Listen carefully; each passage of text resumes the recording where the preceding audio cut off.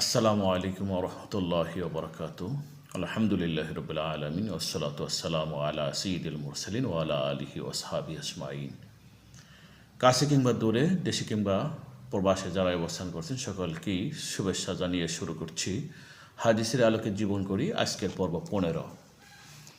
আসুন দেখি নবী করিম সাল্লাল্লাহু আলাইহি সাল্লাম আমাদের জন্য কি নসিহা পেশ করেছেন। হযরত হারিসা ইবনে ওহাব রাহিমাহুল্লাহ থেকে বর্ণিত, তিনি বলেন, আমি নবী করিম সাল্লাল্লাহু আলাইহি সাল্লামকে বলতে শুনেছি, আমি কি তোমাদেরকে দোজখীদের বিষয়ে জানাবো না?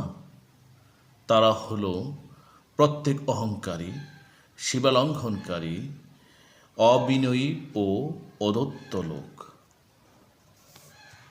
অনেকগুলো গুরুত্বপূর্ণ কথা আল্লাহ রাসূল বলছেন। এই জাতীয় দোষ যাদের মধ্যে রয়েছে তারা জাহান্নামী, অর্থাৎ সীমালঙ্ঘনকারী, অহংকারী এবং অধত্বপূর্ণ আচরণ যারা করেন।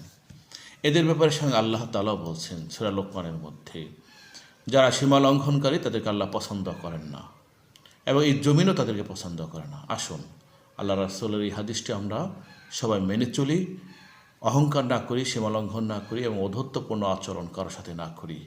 সর্বদা কোরআন এবং সুন্নাহ অনুযায়ী চলার চেষ্টা করি। সকলকে আন্তরিক ধন্যবাদ জানিয়ে এখানে শেষ করছি।